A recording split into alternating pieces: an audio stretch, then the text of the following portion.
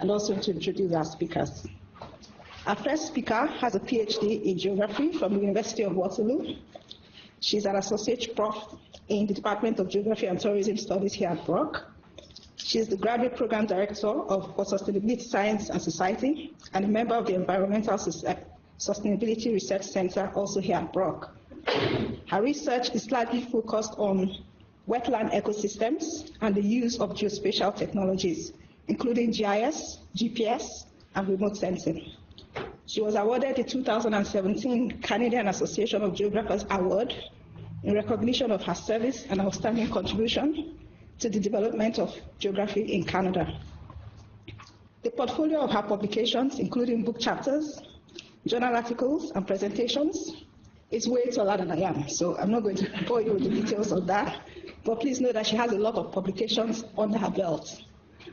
I would also like to add that this speaker is an absolutely cheerful, fun, and vibrant personality. Ladies and gentlemen, please join me to welcome to the podium Dr. Marilyne Jollineau.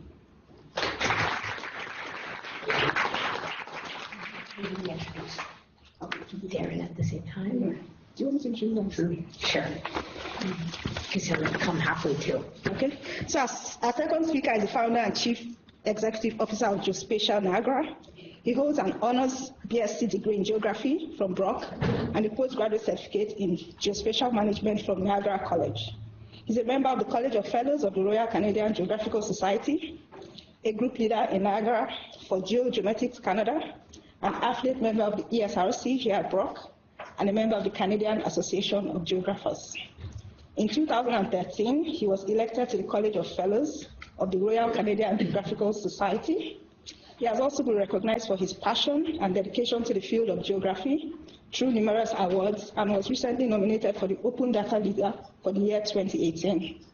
He is very passionate about geography and geospatial industry here in Niagara, and he uses the platform of Geospatial Niagara to promote geoliteracy and access to geospatial technologies and information. So basically, this speaker characterizes everything geo in nature. So ladies and gentlemen, his name is Mr. Darren Platakis. Thank you.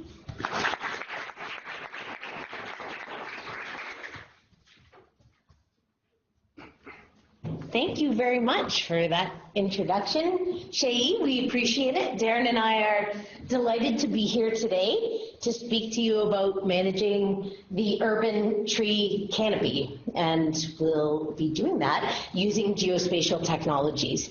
So first, I just want to acknowledge, though, a couple of folks in the audience that come from the community, because an important part of this seminar is to engage with community members who take interest in various topics that we present in these seminars. So both Christine and Leslie are here today because they saw this posting and were very interested in what we were doing, and they're coming from a community in Niagara-on-the-Lake where they've actually been actively involved in doing an inventory of the urban tree canopy for that particular area, which is Chautauqua area, if I'm not mistaken. What many of you may not know is actually Christine Earle taught me when I was an undergrad student at Carleton University. And in fact, I took a few courses with Christine. She met me when I was about 21. So she's definitely the one that's known me the longest in this room. Christine and I have crossed paths along the way through my career here at Brock, but was instrumental in encouraging me to really embrace, in particular, cartography. And it's really not just the study, but the art of map making. And I can assure you that she made sure I knew how to make a map.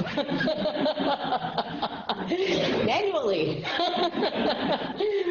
So I've already forewarned her she's going to see a few graphics today that may not necessarily include all of the elements of map for illustrative purposes only. So I also warned Darren that we had a cartographer in our presence today. So anyway, thank you to both you and Leslie. And Leslie, I understand, has actually led the way in conducting this this inventory of trees, which is a huge undertaking, and without geospatial technologies. So we're very, very happy that you made it in today, and I'm happy to see that a lot of the SAS students made it here, as well as faculty from ESRC.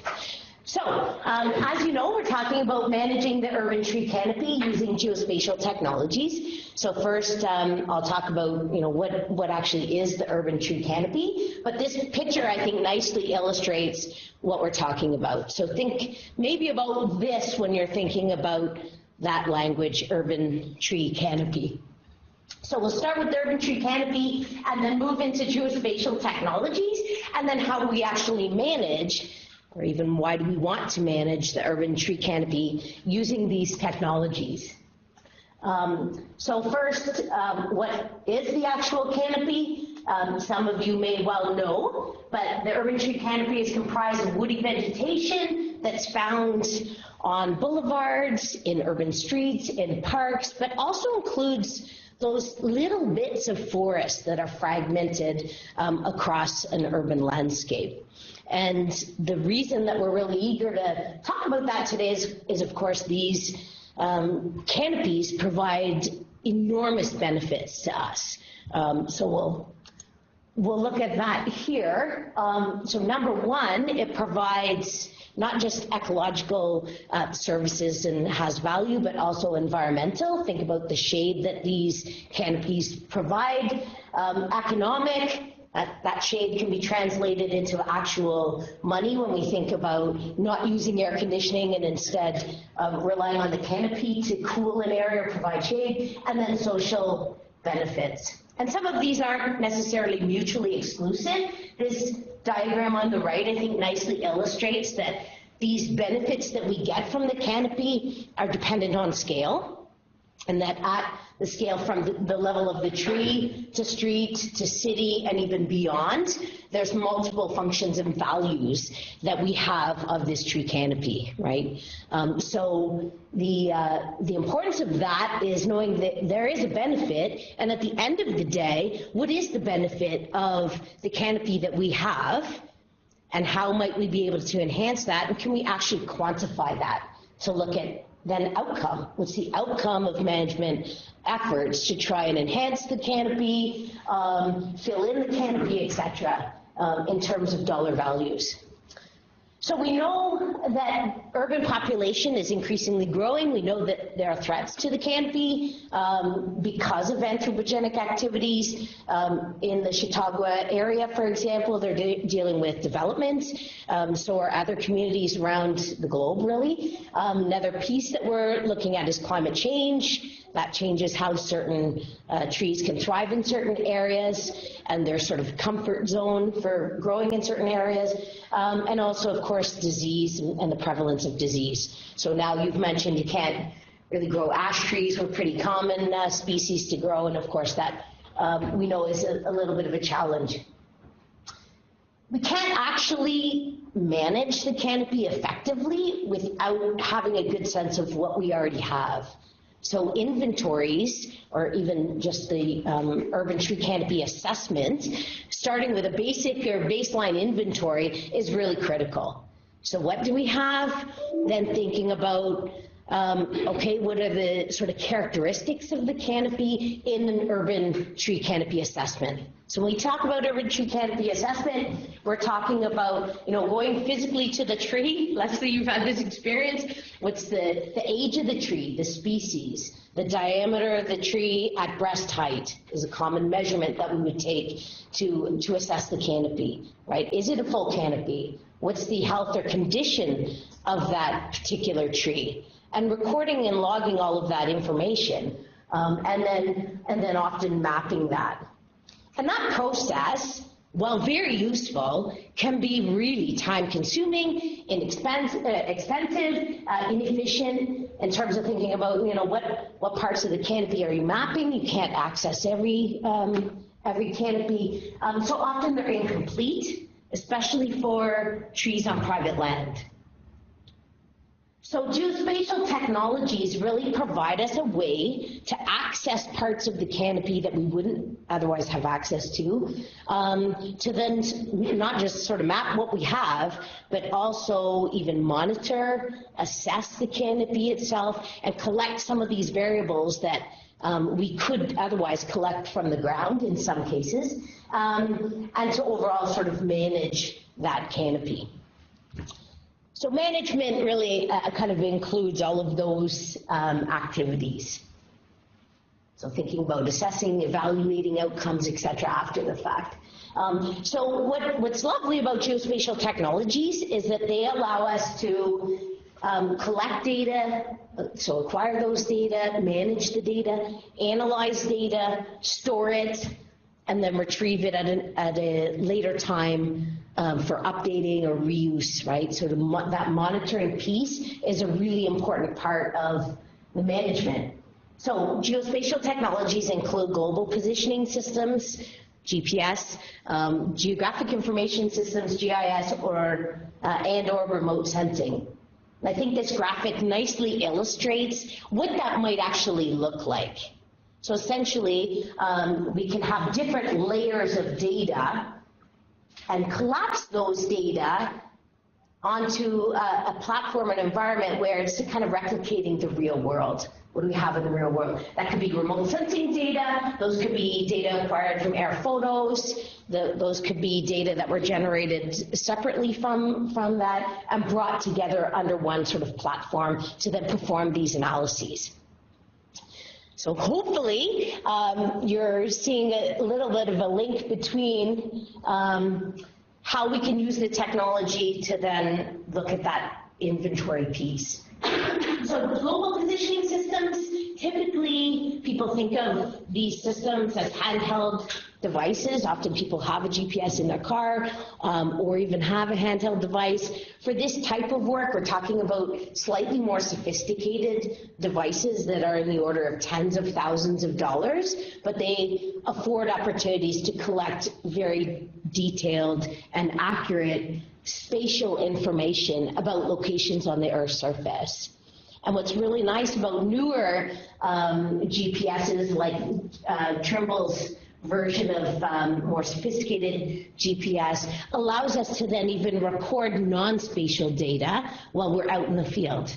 So I could visit a tree, an individual tree, and then record right there live and in real time what the species is, what the diameter of breast height, what the condition of the vegetation. And that's really important. Why that's important is because, one, that's very useful information that we could then pull into a GIS environment to then create our baseline data set, but then I can also go back and navigate back to that exact tree, take those same measurements, and now I can actually do some monitoring, right, and build that database and maybe complete it for areas that are incomplete. And Darren's going to talk a little bit about some ideas around how we can do that. So we collect those location-based data, we can add non-spatial or what we call attributes to those data and then plot those onto a map or even overlay them onto something like a remotely sensed image. So here's an example of mines actually within Niagara on the Lake, but you get the idea that I can superimpose those points onto something like a remote sensing image to provide some geographical context, right? Otherwise, those points are sort of floating in space. Now I can actually tie them down, so I'm combining different geospatial technologies within a GIS environment, as an example, and I'm bringing those bits of information together, right? And it's about combining or integrating these data sets into one platform that nicely allows us to manage the urban tree canopy. So that's just an example, for illustrative purposes. Sorry, this mouse is really sensitive. I'm going to maybe use a keyboard instead. So the next geospatial technology is remote sensing. Most of you will know that I absolutely love all things remote sensing. Remote sensing is basically the science and art of collecting energy that comes from the Earth's surface by a device that's not in contact with the surface. which is fantastic for places that are inhospitable, like the Florida Everglades, right? I love wetlands, but you would never catch me doing field work there, right? I'd rather do it from a distance. So what's really nice about remote sensing, what I love so much about remote sensing, is that it allows us to access information that our eyes could never detect. Much like you don't really look at yourself in the mirror, thank God, each morning and see this kind of image on the far left, right? But we can use that same technology to look at the condition of our teeth, right? And the idea is that we can use remote sensing in the same way of different parts of the electromagnetic spectrum to look at the health or condition of the environment, right? The tree canopy is a great example of that. So we're talking about using remote sensing for Earth observation. Usually happens typically in this part of the spectrum, the visible, near, and mid-infrared part of the spectrum, for looking at the forest canopy and the condition of the forest canopy. So just to look at St. Catharines, I guess it includes your part of the world there too. Or no, you might have just fallen off, yeah. This is St. Catharines here. What's nice about this technology is we can collect data and then present the data showing parts of the spectrum that our eyes can't actually see. So when we're looking at a true color composite, that's what our eyes would normally see, but we can actually shift the colors, blue, green, and red, and apply those colors to different parts of the spectrum that our eyes don't see. And what we find in this particular case, for example, false color composite imagery, is we can actually see rich detail, especially about forest canopies or forested areas, that we would never see from true color, right, looking from our own eyes. We can also go a little bit further down the spectrum and think about LiDAR data that again provides us with information about tree canopies in terms of the height. Biomass amount can be extracted from LiDAR data. So those are remote sensing data that are collected from the forest canopy that again tells us very different bits of information about the structure of the canopy, right? So if there's disease, etc., then that's something that can be detected as well. We can also see where there's open gaps in the forest canopy. So these technologies are actually used extensively in Canada and elsewhere to study forest health and forest condition. Here's an example of a true color image that I'm sure many of you can relate to. This is an image that was taken in the fall, but the idea here is that with our own visual system, we can detect where there's a problem in the canopy, especially if we saw this mid-July. Right, where trees shouldn't be starting the process of senescing. If they're senescing, they're going into the sort of senescent phase early in the season, then we know that there's some stress on the canopy. We may not know exactly what it is, whether it's disease, whether it's soil moisture, or nutrient deficiency. We know there's a particular problem. What we don't have access to with our visual system is the near-infrared part of the spectrum. And the near-infrared part of the spectrum is the first part of the spectrum where we see a change in the vegetation because of some stress. So to our eyes, the plant appears green, but it's actually already under stress.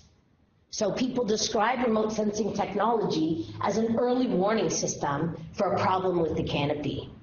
And actually this this graphic is from a publication that Peter Murtha out in the West, I think UBC, I think he operated out of. But the paper is often cited as sort of the paper that first started talking about looking at tree canopies. So this kind of work isn't new, right? Maybe the language we're using around urban tree canopy, but people have been thinking about forest condition and health for a very long time.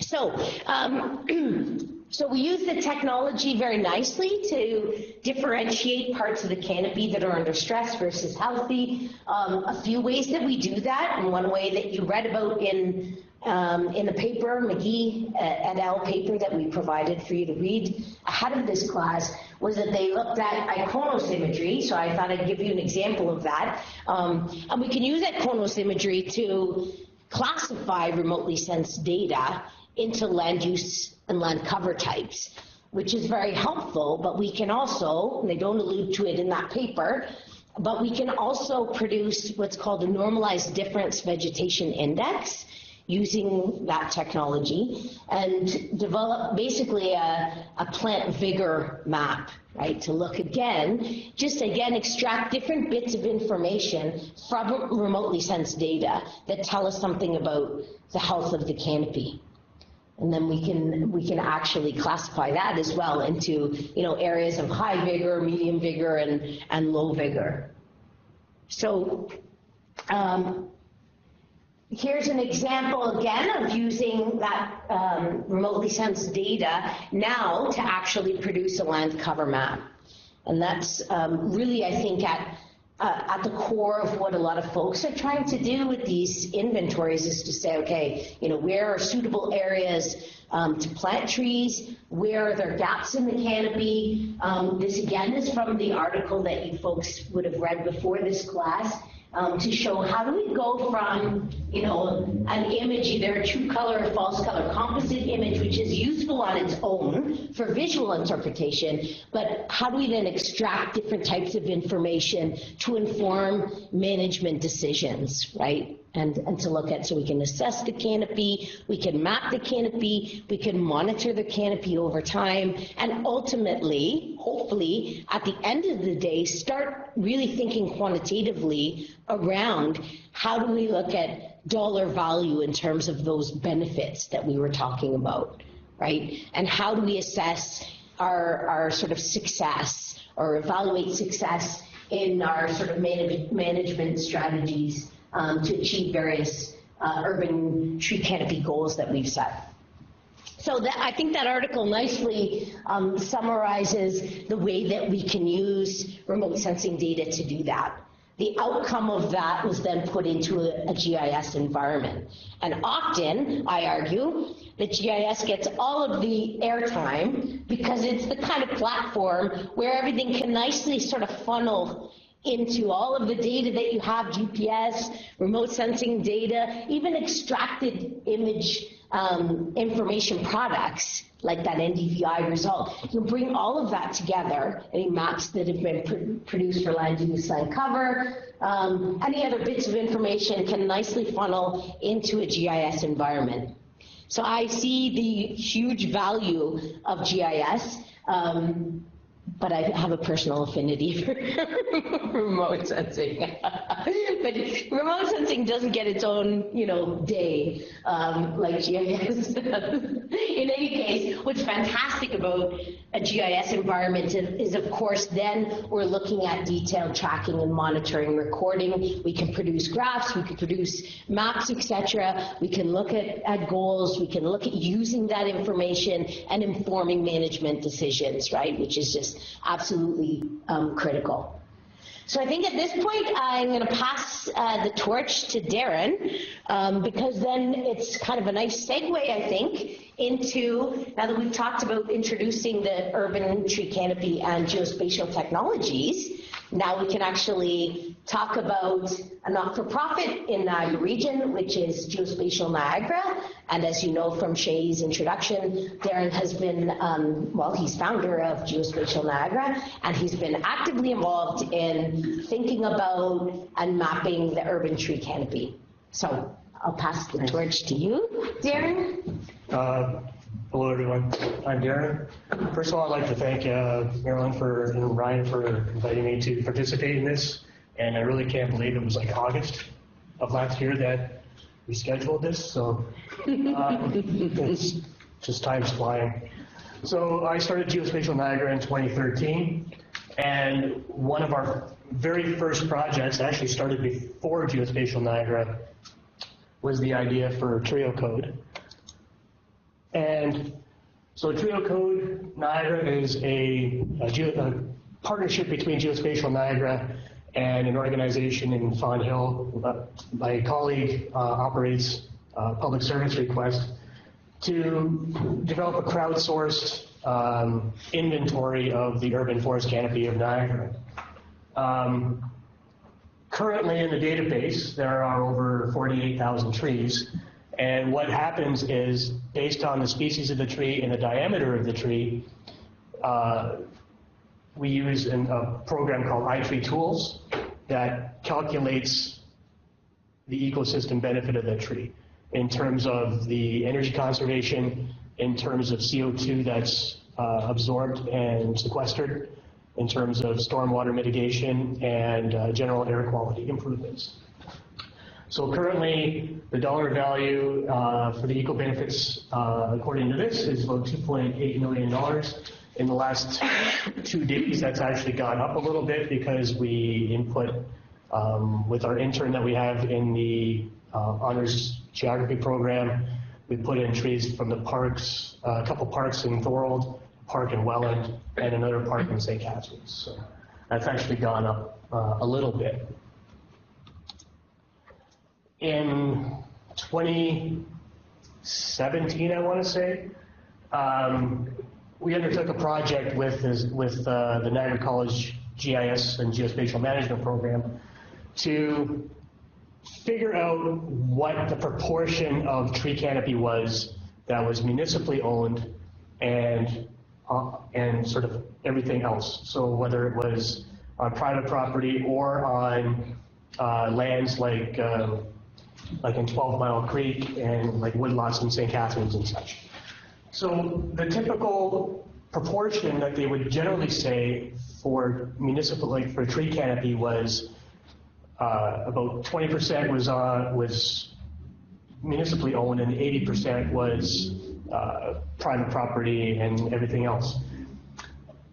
I was kind of curious about, because it seems to be a proportion that's sort of blanket across all municipalities, and I don't understand sort of where that came from, but I wanted to test that theory in St. Catharines. So we had some students do an NDVI of the imagery that we had purchased to extract all of the sort of forest, urban forest canopy in St. Catharines, and then based on treecode information that that was provided to us from the City of St. Catharines, because the City of St. Catharines is now a partner with us in treecode, we knew where the municipal tree canopy was, so we could extract all of that canopy out, and then what was left over was made up those proportions.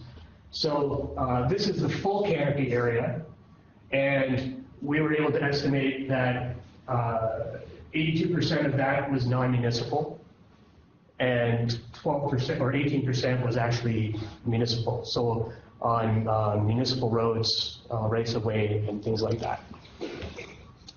Oops. Yeah, that's painful. And this represents the non-municipal canopy. So those that are in like the 12 Mile Creek and the Niagara Escarpment, as well as sort of schoolyards and things like that. And the tree canopy within the urban area boundary, it actually goes up. So the urban area boundary is sort of everything internal in this way. And the urban canopy, municipal-owned urban canopy, actually goes up to 23% is municipal, and 77% is non-municipal.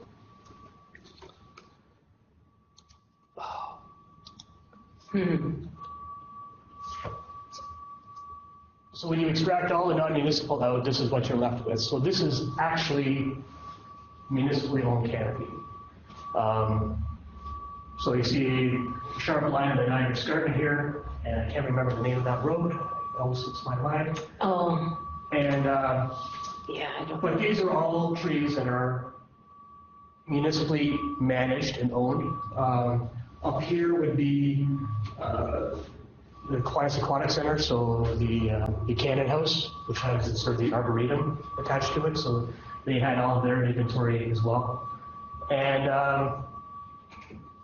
we think this is when we presented this to the Green Advisory Committee in St. Catharines, they were shocked by sort of the difference between what's municipally owned in the vast majority of the actual urban canopy. So when you think about it, that $2.8 million represents 23% of the actual eco benefits of the urban canopy within St. Catharines. So when you incorporate all of the other area in Niagara or in St. Catharines, so roads, things like that, the municipal canopy is actually only 4% as a proportion of the entire municipal boundary area. And within the urban area boundary itself, it represents only 6%. So this is valuable information to the city because they want to move these dials in terms of the sort of the proportion of urban forest to the proportion of, say, pavement and things like that. So what treecode does is we, for the city of St. Catharines specifically, they provided us their municipal inventory that they collected, and we uploaded it neighborhood by neighborhood into treecode, and our goal is to actually get all of the municipalities and the region involved so we can actually get a better picture of the tree canopy across Niagara. And so it's a combination of municipally provided data, crowdsourced data. So I've gone out to city parks and collected tree information. And the third piece is the St. Catharines tree giveaway that they do twice a year, once in June and once in October. And immediately, and I don't know the exact number or the exact amount of money that they spend on purchasing the trees to give away. So for argument's sake, let's say it's $10,000. They spend $10,000 on trees to give away to the community, but they don't know exactly where those trees are planted. So what we started doing is they collect, in order to prove that you're a resident of St. Catharines, they have to record your address and such. And we are able to, with that data, we are able to plot where those trees are going. And so in the 2 years that they've done this giveaway, they've given away just over 1,600 trees. And so 839 in 2017 and 833 in 2018. And we've added these to treecode, and they immediately illustrate, number one, the dispersion of the tree giveaway. They never had the opportunity to see where exactly the trees were going in the city. So were the trees all given away? Were the people that maybe came from more affluent neighborhoods and such? What was the distribution of the tree, and how effective was their messaging to get people involved with this? So this image is of the trees that were given away in 2017 and 2018. And the dispersion is actually, I would say, it's quite good across the city. Maybe a little bit more in this area here that it could have been done. But overall, the giveaway has been very effective. And immediately, when these trees are input into treecode, they're calculating the eco benefits. So if the city spent $10,000 on a tree to give away, immediately those trees are providing eco benefits in the neighborhood of $3,000 or $4,000 a year. So after 2 years or after 3 years, the ecosystem benefits have already offset what they spent on the trees. And the fact that we know where these trees have been planted, and we have the contact information from the residents that took part in the giveaway, that allows us to connect with them on a deeper level to say, well, you've had a tree that we gave you. How many more trees do you have on your property? And is it possible that we can gather that inventory as well? We want to treat the education about the importance of the urban tree canopy kind of like they treated information and education about recycling. So we want to get into the classrooms to talk to students about the value of the urban forest with the hopes that they go back home and say, well, we have 5 trees on our property, can we bring those into the tree code? The other good thing about treecode is in terms of species diversity. So you can actually search the database and only visualize trees of a certain species or trees of a specific diameter. And we've discovered that in the city of St. Catharines, 33% of their tree canopy is one species. And that is not a good thing, especially when you consider that this species has an age maximum in an urban environment of about 50 or 60 years, and those neighborhoods that these are planted in are now 50 to 60 years old. So, and that species is the Norway maple. And there are swaths of St. Catharines, especially sort of closer to the Welland Canal, Lock 1 and Lock 2, that are, it's just complete Norway maple. So this allows us to see where those are, but it also allows us through GIS to maybe do some disaster scenarios about if something happens to the Norway maple and it happens to spread, how is that spread going to go through the community? Oh, Jesus. I think I'm up next. Yeah, okay. Yeah, you are. There you go. Okay, thank you, Darren. That's great. I really get excited when I hear Darren talking about treecode actually and geospatial Niagara, because I think a really important part of mapping the canopy is being aware of so many different initiatives that are in play. And the article that we had you read gets at that challenge, right? That you're dealing with multiple organizations, different groups that are seeing the value. Here we see it in this region with two different groups who have not come together yet that have the same interests, right? And that becomes really challenging for who's managing the canopy, what access do they have to what information, etc. So I really like the way that some different groups are coming together in Niagara region. I think about the Vineland folks doing work around urban tree canopy as well at the Vineland Research Innovation Center. And we're connecting with them, and my plan moving forward is to actually try and get these different groups working together collaboratively. And we see the value of citizen science by people collecting information, just like you're doing in Niagara on the lake. Another piece I think that Leslie can speak to as well is the challenge around these different species types. Or even the species, and Darby McGrath at Vineland made this point about 2 months ago in a meeting we had with her, where often the city will present you or residents with a list of approved trees that, Leslie, you mentioned, may or may not necessarily be the species that should be planted in certain areas. You didn't connect those two, but you've mentioned that sometimes, there's maybe not as much thought into what tree, and that really is important.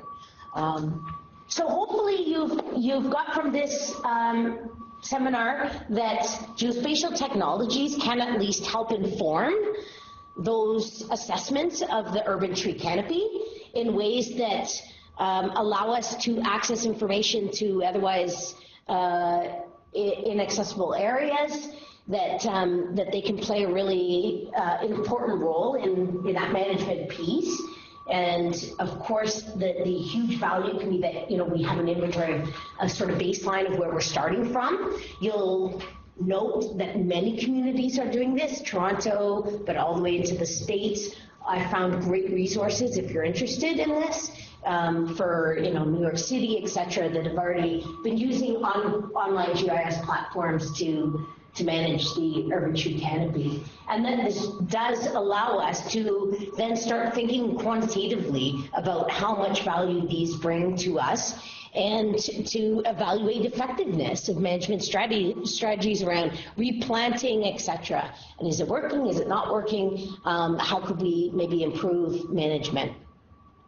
The other piece I think that we should mention is to replicate the services function value of these trees is otherwise nearly impossible, right? Much like wetland ecosystems, you can't just simply replace the function and value of these systems. So I think it's really important for us to continue this work and really engage. And I really applaud both Darren and Ian, who we didn't talk much about, but we're happy to have you, Ian. Both of these individuals have full-time jobs and have done this work and coordinated and supervised students here and at Niagara College to do this fantastic work with really no pay.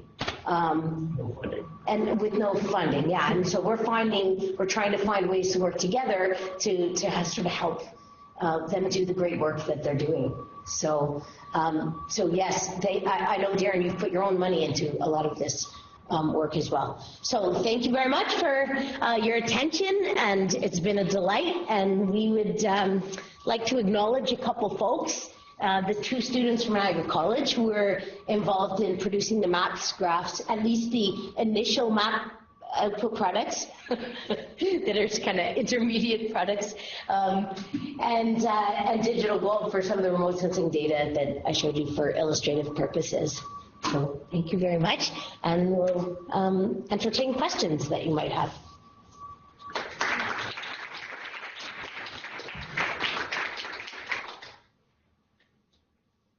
Yes. Yeah, I have a question for Darren. Actually, it's about Geospatial Niagara. So you mentioned that you want to get into classrooms to get students kind of aware of the urban tree. Where'd you go? Where'd you go? Is there outreach being done for elementary or high schools currently for Geospatial Niagara, or It's not yet? there has been. Okay. One of the challenges was there was a really good organization in Niagara called Business Education Council, and they paired up sort of experts in fields with teachers that are looking for people to come in and talk in the classroom. And so I would make a lot of my contacts through there. So if there was a teacher that wanted to do careers in geographic education or geography, they would call me. I'd set up a time with the teacher and go into the classroom and talk. Well, that organization doesn't exist anymore. So it's very hard to get into the classroom unless you have contact in the classroom already, and then word sort of spreads by word of mouth, right? So in terms of treecode, we don't have any specific materials to take into the classroom yet. It's something, I've had a number of intern opportunities that haven't been taken up to create that material. So whether it's going into a classroom of 30 or turning it into like an Earth Day assembly for the entire school, makes no difference to me. I'll do either or. But in terms of formal outreach in the classroom about urban tree, not yet. But I'd really like to be spending my vacation time going into the classroom and doing that sort of thing. What I would add, though, is what Darren has done every year, and I've tried to do it as well, is we often meet up at the PIC. This is an annual conference. It's the Parent Involvement Conference that's put on by the DSBN. So every November, early November, we put together, a suite of materials, and I bring Darren food, and it's at the conference, so I shuttle the food to him, and he at least has interaction with the parents, with teachers. He provides, we have provided in the past free resources for people to take with them, so to let people, be at least aware, right? The goal of the PIC conference is I've wanted, because they have workshops and such. I've wanted to actually get in one of those workshops, but apparently a workshop is only for employees of the DSBN to run. So if you are already a teacher at the DSBN, you can run a workshop. As I'm an outside organization, I can't. So, which maybe I could piggyback on a teacher. I don't know. Yeah.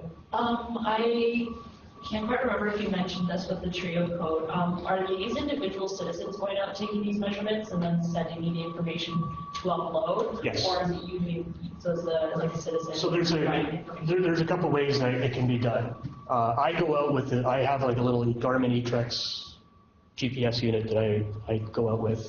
It's not as elaborate as the Trimble one, so it's basically record the location, record the ID number, and then on a sheet of graph paper, ID number, species, diameter, that sort of thing. Being on treecode as a user, you also have the ability to sit at your desk and look at a Google view. And if you know a tree, there are trees in specific areas or on your property or whatever, you can actually just drop a point on the trees, and then you can go out later on, identify the species and do the diameter as well. And then the third one is the community engagement side of things with the tree giveaway.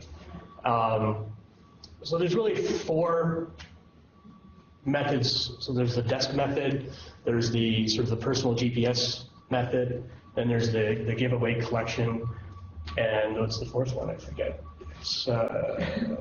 I forget. Sorry. Yeah, no, so with those ones, is there any kind of like follow-up measurements, or like if the tree got cut down, do they have to report that if the tree isn't growing, if the tree is growing? So I've taken to, as we go into like fall and winter, I've taken to sort of driving through St. Catharines and making note of where trees have been cut down.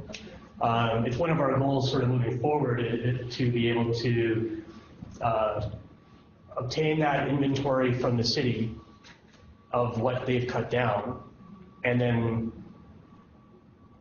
basically compare that to what the inventory there is, and then remove all the ones so that you're taking away a tree, but you're not taking away the planting site, right? So there is a space, there's a space available to plant a tree. And our challenge is because treecode is a software as a service, we don't have really that flexibility to exchange out data on an easy basis, but it's something we want to move towards. Did you want to add anything to that? Only an extension to that, in the city is actually working to try and get their systems that they currently have to churn out something that we can use to point out which trees have been cut down, which ones have been replaced, and which ones, when there's a planting site, normally it'll sit there after they've ground out the roots for a couple of years, and then they'll put another one in. So we're trying to capture all of that. We're also talking to the Niagara Peninsula Conservation Authority about the situation where, for example, developers cut down trees, and there's supposed to be a 2-for-1 replacement, right? Which is great, except that quite often there isn't space for a 2-for-1 replacement. So the idea is with NPCA is to potentially have a registry of available spaces where trees can be planted, even if it's not in the same location in which you took it away. That make sense? Yeah. So you're still replacing the eco benefits of the tree, but not necessarily within 50 meters of where it was taken down, because it doesn't matter quite so much. I mean, it does matter, but not quite so much. It kind of reminds me of like some citizen science that I've done with bird migrations, like being able to do that, like report them back and forth and sharing the information to get a bigger pool of information. So yeah, I was just wondering kind of what you guys said. Thank you. Yeah. That's great. The good thing with the city too is because treecode is actually it's open data, right? So anything that goes in, citizens can pull out, right? And that was sort of the good thing about. So we have a baseline of the trees that were provided by the city, and then 2 years later we now have another set of data that they can reabsorb back into their system. But I think really the important thing is that while that data at the city might have been on some server at the city, the citizen who paid for that data through their taxes never saw that data. So we provide a forward, like a public-facing view of the value of that urban canopy. And it's getting to the citizen, stressing to the citizens the importance of that data, or the importance of that tree canopy in their neighborhoods as well. We run every year at the tree canopy, sorry. No, I know what you're going to say. Every year at the giveaway, we sort of use a proxy tree. So if they're giving away a bitternut hickory tree, that's generally about 3 centimeters in diameter that they give away.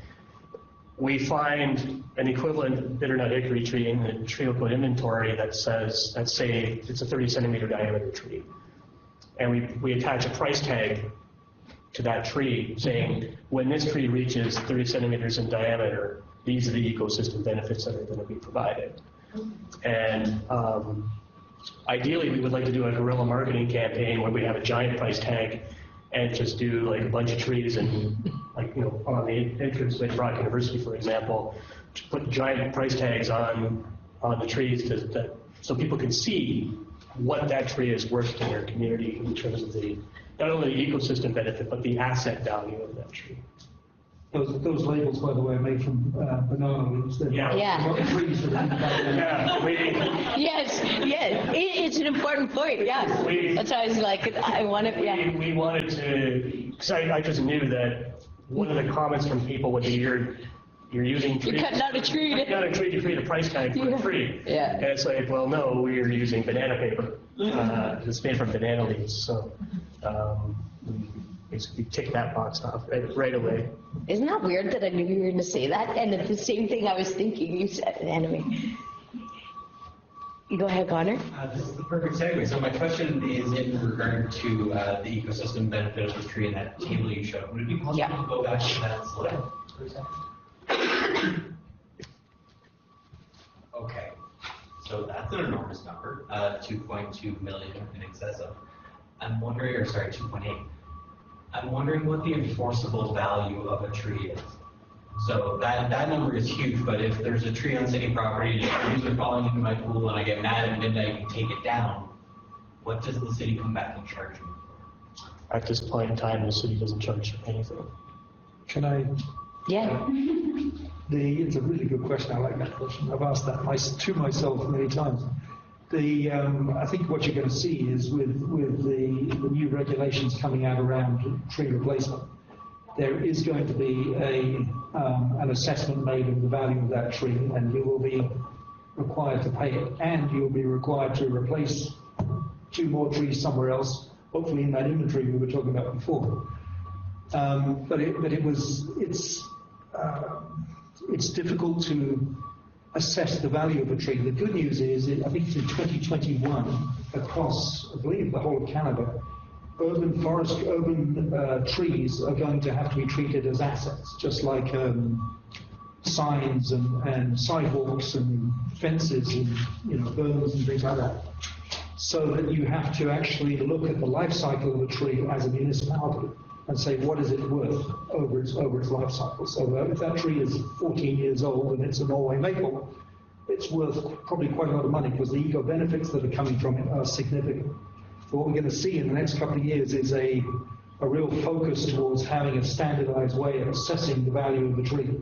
And I suspect, I'm guessing, that assessment will be used to justify the fines or whatever it is that you're going to have to pay if you get angry when I cut a tree down. Does that answer the question? You're going to see a lot more accuracy in terms of the value of trees. You're going to have to, because municipalities are required to do it. I would like to see, actually, when you put your house up for sale, and this is where I see the sweet spot for treecode, is that the people putting up their houses for sale, they don't, like, a city worker going up and knocking on a door saying, I would love to come into your backyard and measure your trees. You are going to tell that city worker where to go. But as treecode, and if I'm in tow of 3 or 4 students that are being educated about tree identification, et cetera, they're generally more receptive to saying, sure, come on in, type of thing. Make way to the backyard. I would like to see, the sweet spot is, I would love to see in an MLS listing for your house. You have your bedrooms, your bathrooms, your insulation, blah, blah, blah, but also have a section for your green asset of your house. So if your property is worth $100,000 and your house is worth $75,000, I don't know how that would work, but you have $6,000 worth of green inventory on your property providing these ecosystem benefits that offset your heating and your air conditioning and your water bill, essentially, and sort of incorporating that into that education piece as well. They're doing that in France already. My brother lives in France, and he's in the real estate business, and all of the real estate listings now have that have the assessment, and that the eco-benefit of what's on the land has to be part of the presentation. The sweet spot for treecode is you have somebody that wants to sell their house, that, well, if they can add value to their property, knock yourself out, come into our backyard. You go and you collect that data, they add that value to the house, and then the new owners come in, it's like, well, we don't need to approach them anymore because we got the data for the house, right? So, connecting with real estate agents, I guess, I know, would be the way to sort of navigate that. You know, I'd like to. And you've talked about that. I'd like to have like college pro painters. I would love to have like a treecode. Students going out across the Niagara region and scheduling times to go visit. Or during open house or something, right? Yeah. Yeah. Yeah, this house is really good. How many trees? Yeah. Well, and real estate agents now are using drones, right, too, that actually helps inform. How do you suddenly take the diameter of the breast? On this tree. Yes, go ahead. I have a different question, but along that line, I was thinking, and I think we all share a love for trees in this room just based on the program we're in, but not everybody loves trees. And if there's pending legislation coming and this tree is about how that's going to impact some of the work that you're wanting to do with respect to, I mean, I know a lot of people that look at a tree and you see a giant hazard. Yeah. Potential hazard, right? So, absolutely, especially in mature, yeah. In the urban environments around structure and infrastructure, and so I hope that that kind of legislation is a great thing. I mean, Toronto has I think an equivalent if you're taking a tree down. There's a value that you have to cover for that. Really interesting to see how that rolls out. I hope it doesn't impact these greening initiatives that sort of thwart the people's desire to keep incorporating these on the properties, because like you said, private property is the majority of space. It's an education piece, right? That's the main thing. The more you educate, the more. I mean, you're always going to have people that I hate trees. I want them all cut down on my property. And those are the people you're never going to convince otherwise.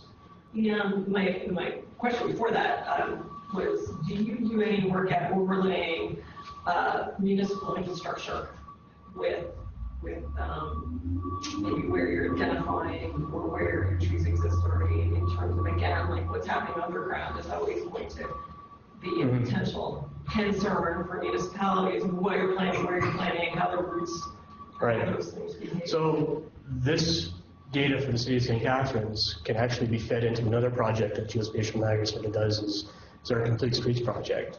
And I've been talking with some people at the region, our urban design manager, about how can a tree inventory inform the gray infrastructure, but when you're talking about complete streets, right? So if you're going to be soaking money into planting trees, well, plant them here where this complete street is being done. So you're doing your gray infrastructure, you're doing your roads, you're doing your street beautification, your bus shelters and such, and you're tree planting all at the same time, rather than planting 3 trees and then 4 years down the road, oh, we have to change the water pipes and now we have to rip everything out, right? So it all feeds in some manner. It's just I'm only one person, right? So it's sort of getting in front of those people and engaging them to sort of see that vision.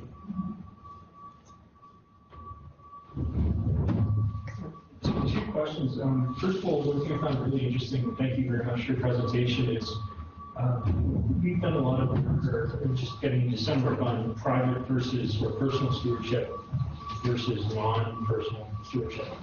And I couldn't help but think throughout your presentation and kind of along this line of thought about cutting down trees, to spin it the opposite way and think, what would incentivize people that are inclined to do other pro-environmental behaviors to plant more trees? And what, from a policy perspective, could, for example, the city actually do? And one of the gaps that I find interesting, so we have a managed woodlot, but as soon as you get up over around 10 acres, there's no provincial way to access any type of rebate in terms of planting a substantial amount of trees.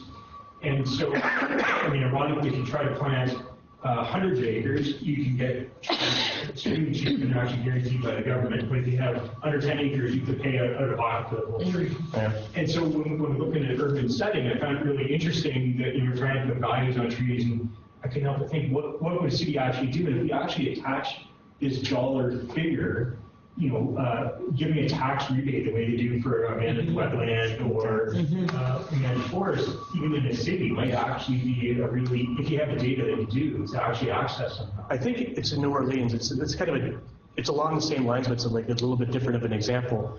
I believe in New Orleans, they are tying sort of their water. So if you have rain barrels and they take the measurement of your roof and calculating the runoff of that roof into the stormwater. If you have rain barrels and none of your water that's off your roof is going into that storm, they will give you a rebate from the stormwater that you are not putting into the system. And they apply that to either your taxes or that sort of thing.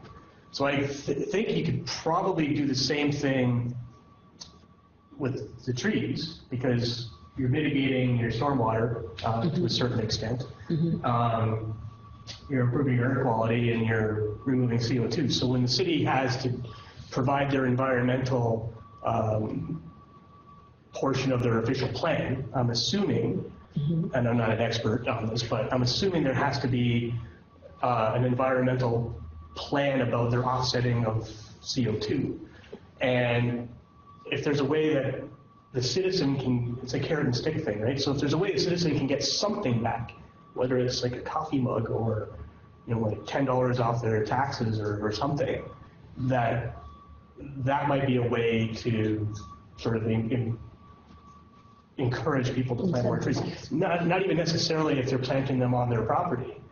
Sort of going to the project that we were hoping to do with the MPCA of, is there somewhere in Niagara that we could plant this tree and have that tree associated with that person that planted it? Yeah, the second question, and during your presentation, you mentioned the potential to use some of these tools to look at disaster scenarios. And Marilyne, you mentioned Emerald Ash Borer. And I wondered if you actually ran that scenario of how it spread throughout Niagara and potentially the cost in terms of the ecological services and function benefit that you know actually ended up costing us, not just in terms of so, for example, colleagues in NPC tells you know how much it costs to actually take down trees to make it safe for their trails. But in terms of eco benefits, did you retroactively run that, or could you retroactively run that on in Niagara? No, because the trees that were already taken down, they're already cut. Yeah. So we only received that data in 2017. Yeah. And the vast bulk of those Were like 20. had already been cut down to 2012 to 2015. Yeah. That's too bad. That would have been a great research project. But projecting that out forward, yeah, you could. And the good thing about treecode too, depending on sort of your level of access to it, you can actually plan tree planting. So if you have an area that you want to plant trees at or on, you can say, oh, I'm going to plant 100 red maples, 200 shagbark, hickory, etc., and calculate, or you can add those trees, you can calculate sort of the mortality rate of those trees and the sort of replanting schedule, and then forecast that out 30 years to see what the ecosystem benefits of those 250 trees would be. So. How are we for time? I wouldn't mind giving you both a chance if you had any questions. Please feel free to ask, or can I share some of the work that you've done? I don't really have any questions because what we're doing is a little bit different, but I am very interested to think in terms of the most cost-effective ways of getting an inventory done in a neighborhood that's quite specific to that neighborhood, and heavily involving community members in the process of gathering information. Not just because to save money, which is what the municipality is interested in, but in getting the community engaged, informed. That means they're likely going to eventually become more of a stewardship role, which is what we're trying to do in our neighborhood. So some of these ideas are being terrific and helpful. I also really would love, Darren, if you wanted to come by, I'd love to share with you our inventory, because there's 1,500 trees that have been recorded, albeit it's an amateur version, so there are probably some mistakes, but we did do actually inventory of the neighborhood. The best part about treecode is actually broken down into neighborhoods. So we use the Niagara Prosperity Initiative at the region created a map that was for like a poverty map or relief map or information about poverty in Niagara. But they created these neighborhoods, and we've used those same neighborhood boundaries in treecode. So you can actually search by neighborhood in treecode. Do you need geolocation to? Yes. Yes.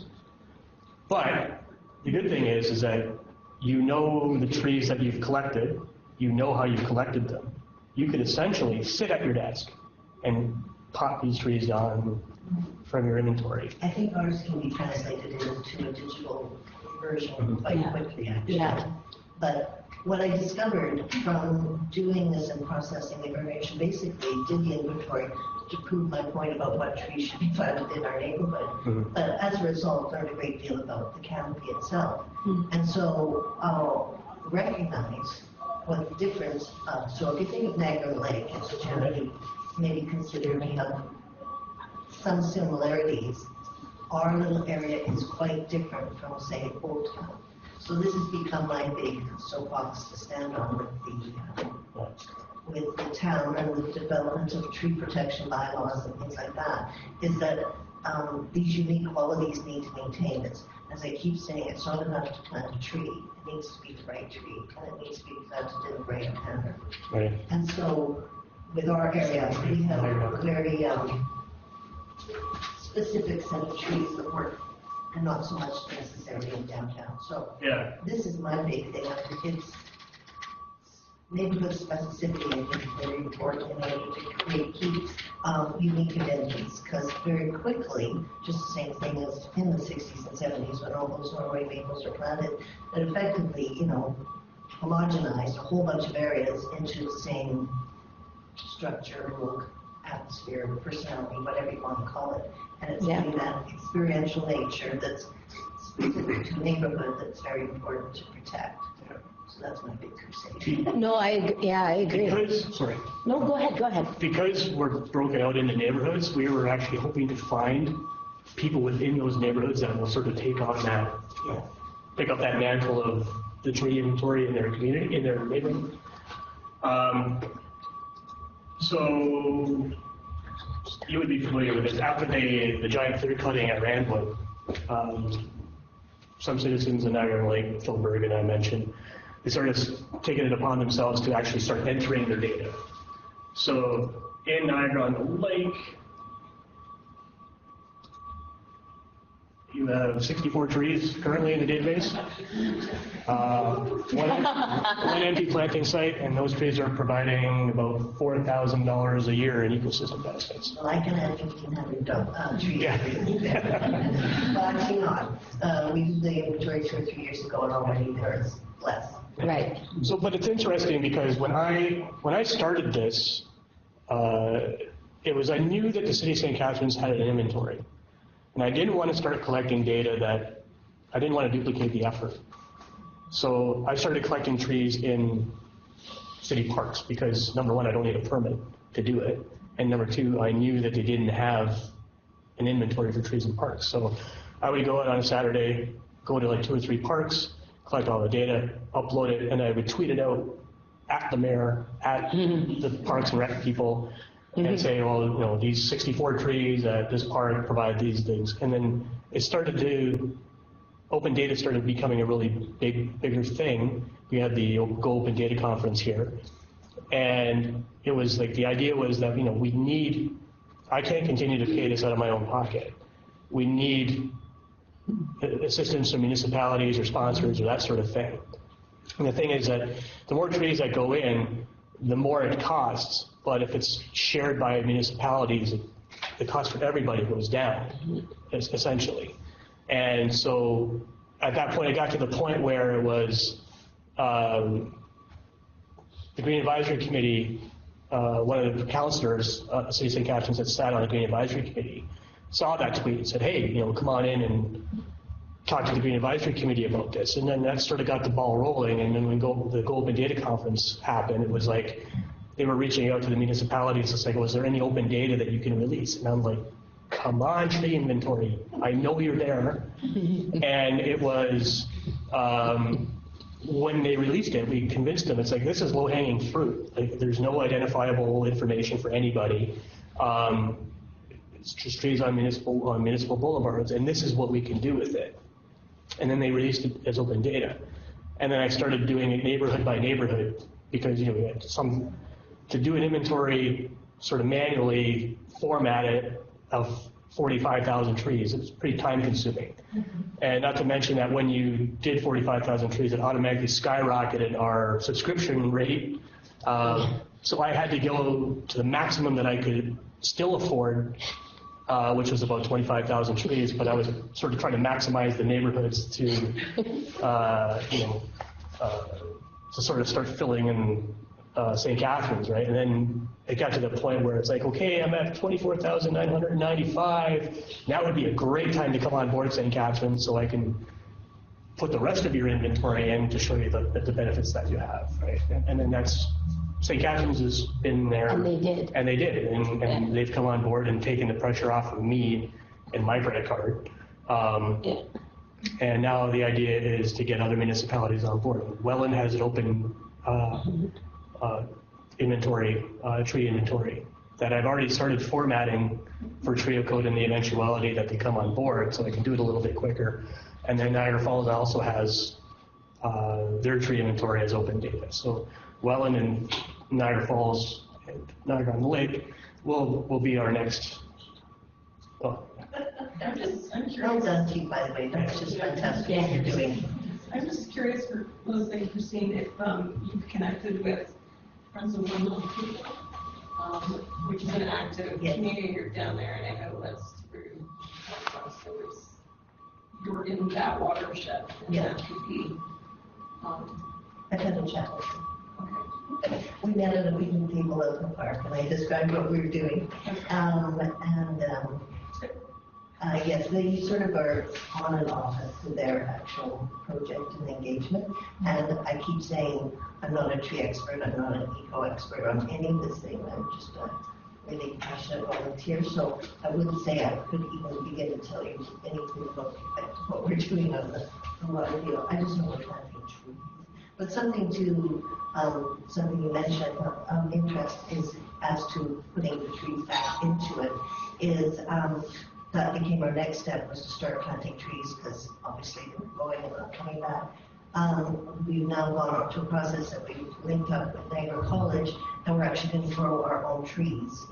That's a progeny from our existing trees that are there. So that again, it's Kind of like the Vinny Oak scenario. what? The Vinny Oak scenario. Yeah, I hope we don't mind them but we're planting our trees in our neighborhood. So, but we are actually going to run into a problem where there are too many trees. And so this idea of a registry of where there's places that need trees, I'd like to actually start to do something that for Greater Niagara on the lakes to identify where our trees can then go in when somebody is willing to do it. Getting back to what I said about the Norway maple. Yeah. So that's the Grantham East neighborhood in St. Catharines. This is just the Norway maple, so 1,100 Norway maples, that's almost just about $100,000 in ecosystem benefit. But if I reset that, so you have 1,100 trees,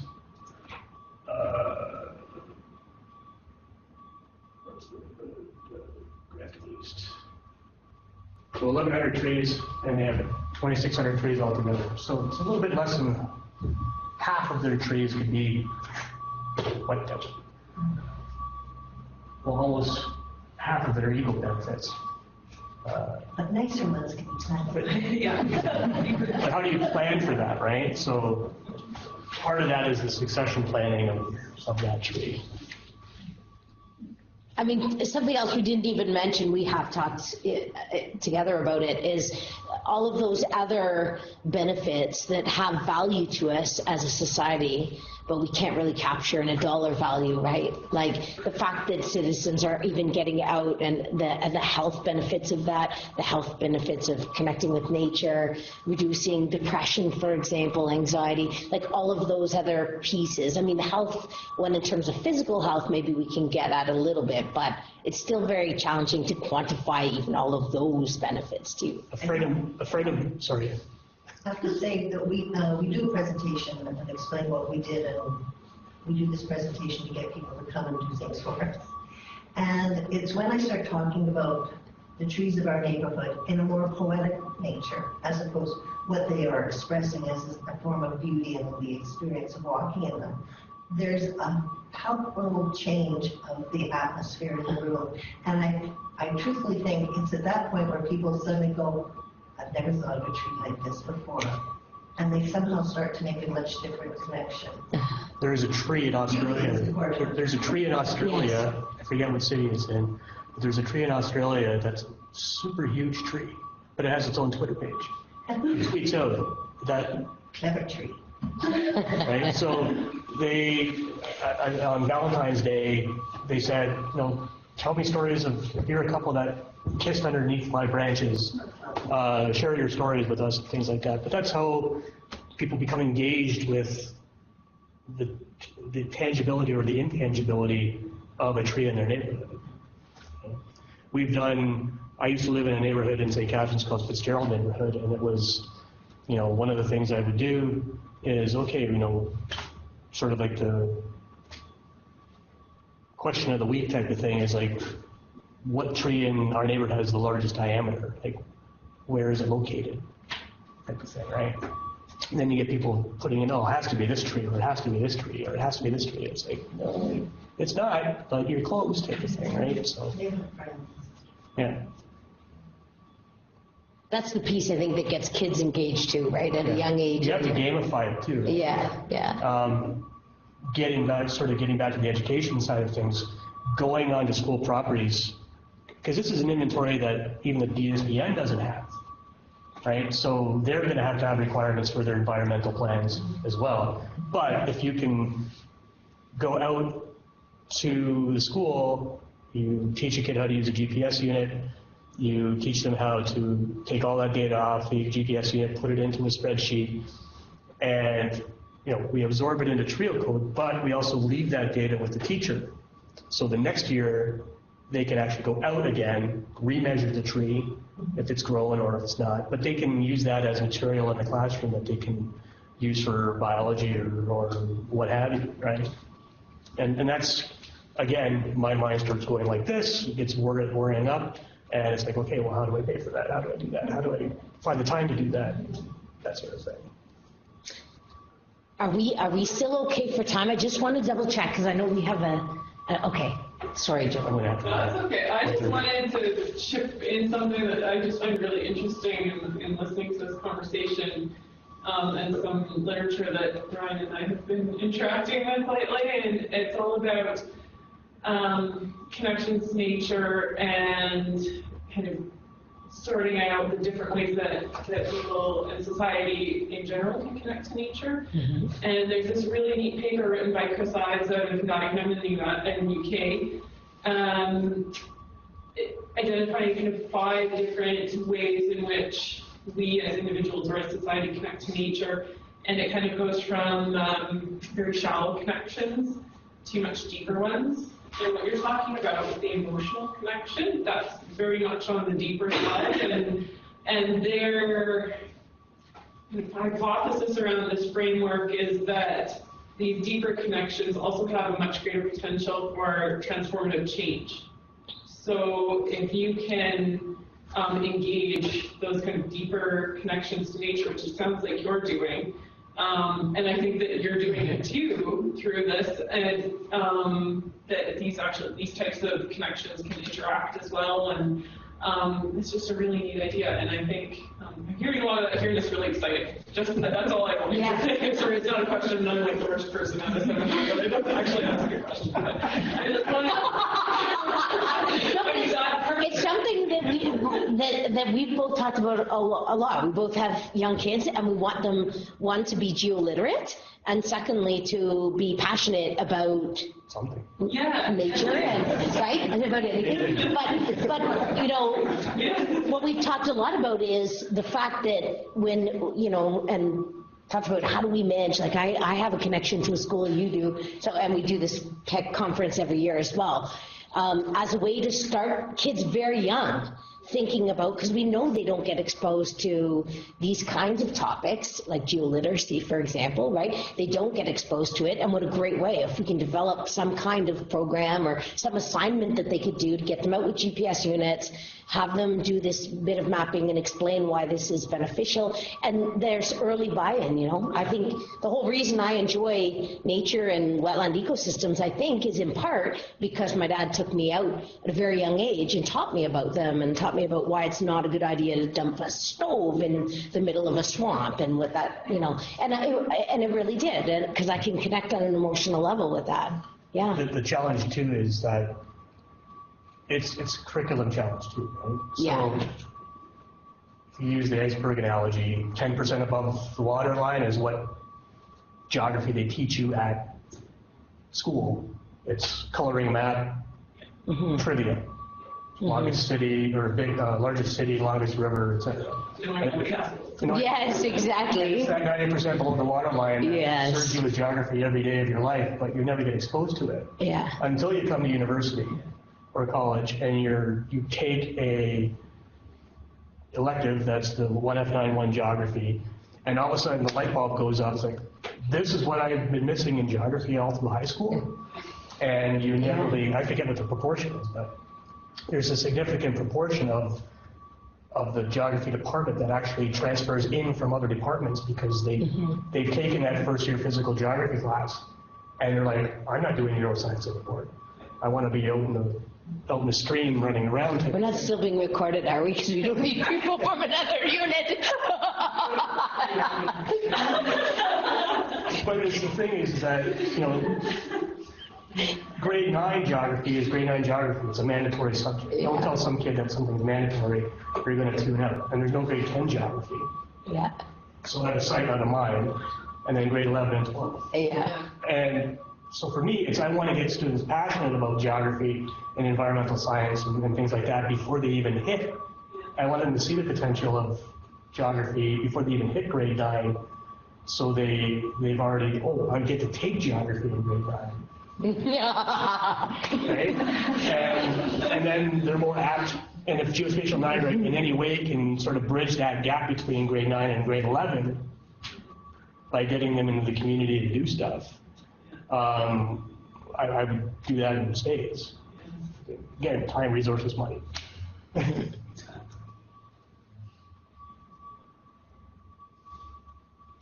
Well, thank you very much again. Thanks. It's been a really enjoyable experience to be here. Okay, on behalf of everyone, I'd like to say thank you for such an educative presentation today, and as a show of love and appreciation. Oh, thank you, Jay. That's very kind. Thank you very much. We really appreciate it.